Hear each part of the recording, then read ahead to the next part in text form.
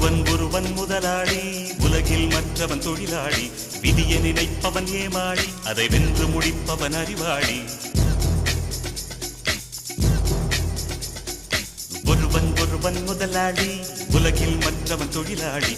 விதியை நினைப்பவன் ஏமாளி, அதை வென்று முடிப்பவன் அறிவாளி. பூமியை வெல்ல ஆயுதம் எதற்கு, பூப்பறிக்க கோடரி எதற்கு, பொன்னோ பொருளோ பொற்களம் எதற்கு, ஆசை துறந்தால் அகிலம் உனக்கு.